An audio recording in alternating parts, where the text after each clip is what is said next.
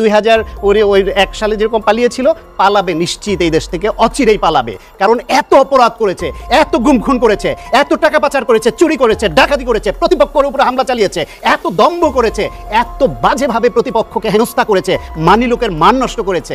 তাদের পরিণতি আল্লাহর তরফ থেকেও আসবে, মানুষের তরফ থেকেও আসবে, প্রশাসনিকভাবে আসবে। আল্লাহ আর জিনিসটা টিকতে পারে না। মাহবুব রে, তোমার কাছে প্রার্থনা করছি, তুমি আমার ম্যাডামকে বাঁচাও। মুরব্বী চাচা আসলে কেনই বা কেঁদে কেঁদে এমন মন্তব্য করতেছেন সেটা তার কাছ থেকে বা এই ভিডিওটা বিস্তারিত দেখলে বুঝতে পারবেন। প্রথমের ভিডিওর অংশ দ্বারা বুঝতে পেরেছেন যিনি দাবি করেছিলেন প্রধানমন্ত্রী শেখ হাসিনা 2001 সালের মতো তিনি পালাবেন। আসলেই কি তাই? এই কথাগুলো কিন্তু আমরা বিভিন্ন গণমাধ্যমে শুনতে পাচ্ছি যে প্রধানমন্ত্রী শেখ হাসিনাকে ইয়ে করবে, তাই ইয়ে করবে, 10 ডিসেম্বর দেখাই দেবে। আসলে কি, কোন যুক্তির ভিত্তিতে বিএনপি নেতারা এমন উক্তি করলেন, তাদের এই দাবির পিছনে কি লজিক রয়েছে সেটা এই ভিডিওটা সম্পূর্ণ দেখলেই বুঝতে পারবেন। তাই চলুন আসলে রাজশাহীতে যেই গণজামায়াত হয়েছিল সেই গণজামায়াতে মুরব্বী চাচা এসে যেভাবে কেঁদে কেঁদে প্রধানমন্ত্রী শেখ হাসিনার পতন চেয়েছে এবং খালেদা জিয়ার মুক্তি চেয়েছে সেটাও শুনবো। তো সর্বপ্রথম আমরা একটু শুনে আসি প্রধানমন্ত্রী শেখ হাসিনা কেন দেশ থেকে পালাবেন এমন উক্তি করেছেন বিএনপির নেতারা। আসলে কি এটা অত্যন্ত গুরুত্বপূর্ণ, আপনি যেই দলেই সাপোর্ট করেন না কেন এই ভিডিওটা আপনার জন্য অত্যন্ত গুরুত্বপূর্ণ। আর ভিডিও শেষ অবধি পর্যন্ত দেখবেন, কারণ ভিডিও শেষে দেখতে পারবেন কেনই বা সেই মুরব্বী চাচা আসলে কেঁদে কেঁদে এমন উক্তি করেছিলেন, আসলে তার কি হয়েছে, তিনি আসলে কত কোটি টাকা থেকে আজকে ফকিরের বেশে। চলুন আগে আমরা একটু সেই ভিডিওটা দেখে আসি। প্রধানমন্ত্রী শেখ হাসিনা পালিয়ে যাবে এমন উক্তি যিনি করেছিলেন তার মুখের বক্তব্যটুকু। 2001 সালে যেরকম পালিয়েছিল, পালাবে নিশ্চিত এই দেশ থেকে, অচিরেই পালাবে। কারণ এত অপরাধ করেছে, এত গুম খুন করেছে, এত টাকা পাচার করেছে, চুরি করেছে, ডাকাতি করেছে, প্রতিপক্ষের উপরে হামলা চালিয়েছে, এত দম্ভ করেছে, এত বাজেভাবে প্রতিপক্ষকে হেনস্থা করেছে, মানি লোকের মান নষ্ট করেছে। তাদের পরিণতি আল্লাহর তরফ থেকেও আসবে, মানুষের তরফ থেকেও আসবে, প্রশাসনিকভাবে আসবে। আমরা যেটি আলোচনা করছিলাম 10 ডিসেম্বরের সমাবেশ নয়াপল্টন বিএনপি করবেই যে ঘোষণা দিয়েছে, সরকারকে সিদ্ধান্ত বদল করতে বলছে। আইজির সঙ্গে বিএনপি প্রতিনিধি দলের বৈঠকও আছে, ফলাফল কিছু হবে কি আপনার কি মনে হয়? আমার মনে হয় যে বিএনপি যেহেতু নয়াপল্টনে দীর্ঘদিন ধরে সমাবেশ, মহাসমাবেশ, জাতীয় সমাবেশ অনেক কিছু করে তারা এখানে দেখেছে যে এইখানে সারা দেশ থেকে আসা যে মহাসমাবেশ, জাতীয় সমাবেশও তারা অতীতে করেছে।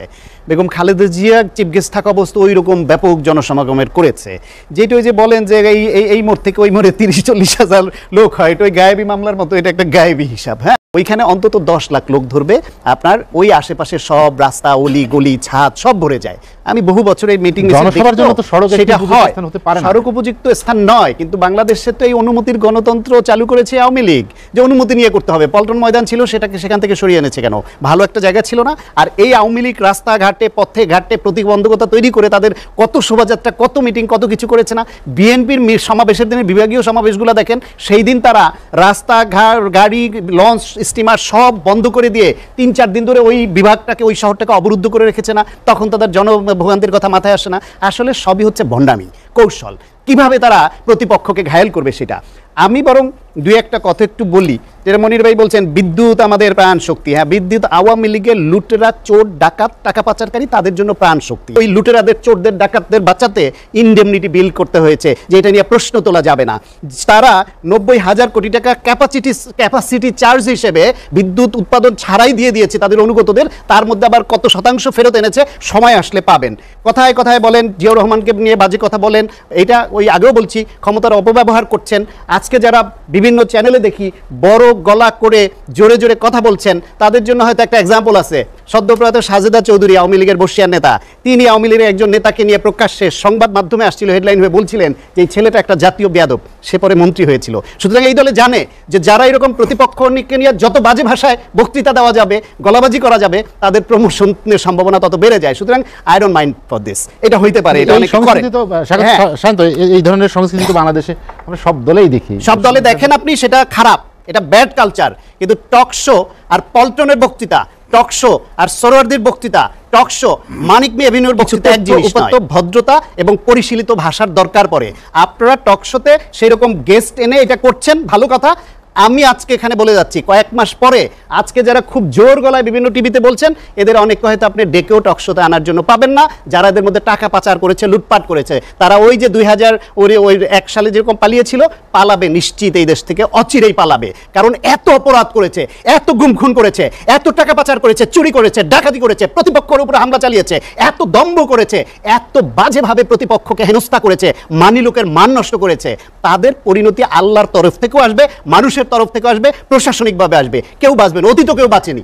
যারাই করেছে, যে দলেরই হোক, কেউ বাঁচেনি। তারা যে যুক্তিটা দিলেন, আসলে এই যুক্তিটা আপনার কাছে কতটা গুরুত্বপূর্ণ বা গ্রহণযোগ্য সেটা কমেন্ট সেকশনে জানাবেন।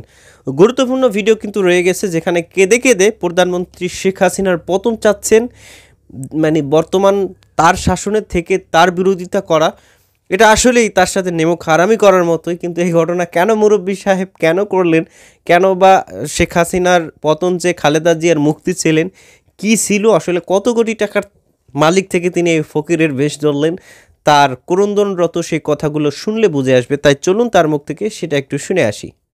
আল্লাহ তুমি সৈরাজিকে তুমি শেষ করে দাও। আল্লাহ আর দিন ওরা টিকতে পারে না। মাহবুব রে, তোমার কাছে প্রার্থনা করছি, তুমি আর ম্যাডামকে বাঁচাও। দয়াল আল্লাহ, আমি তোমার কাছে প্রার্থনা করছি, সারা বিশ্বের মধ্যে বড় পীর সাহেব আব্দুল কাদের জিলানী, এই দোয়া করো বাবা, তুমি সবাই মারে, তুমি বেঁচে থাকো মা, আমার পিছিয়ে আমরা আছি মা। সবাই আপনারা দয়া করেন, সবাই দয়া করেন, সবাই দয়া করেন, এই চোরটাকে দূর করেন। আমি বিলি করে যাইছি, আমার কাছে চাইনা পাঠা খরচ নেই, আমাকে আল্লাহ নিয়ে আইছে। আমি একাই যে পাবনা থেকে, দোয়া করেন আমার মাঝির কাছে থাকে, মুক্তি দাও আল্লাহ, মুক্তি দাও।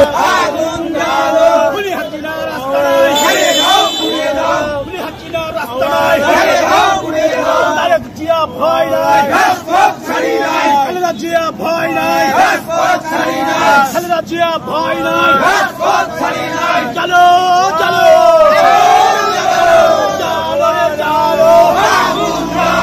তোর হাসিনার হাত চালায়, তোর হাসিনার রাস্তা নাই, তোর হাসিনার রাস্তা নাই, চলো রে চলো।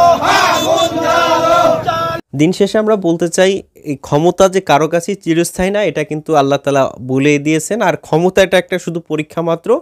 আমাদের দেশ, জাতি এবং আমাদের যারা কল্যাণ চাবে তাদের সাথে সবসময় জনগণ ছিল। তো অবশ্যই প্রধানমন্ত্রী শেখ হাসিনাকে নিয়ে মুরব্বী চাচা যে বক্তব্যটা দিয়েছেন, সে তার বক্তব্যের সাথে আপনি 100% সহমত পোষণ করেন, নাকি 100% বিরোধিতা করেন, নাকি মানে আপনার কতটুকু বিরোধিতা করেন বা কতটুকু সহমত পোষণ করেন, কমেন্ট সেকশনে জানাবেন। আপনাদের প্রতিটা কমেন্ট আমি দেখব। ভালো থাকবেন সবাই। আসসালামু আলাইকুম ওয়া রাহমাতুল্লাহ।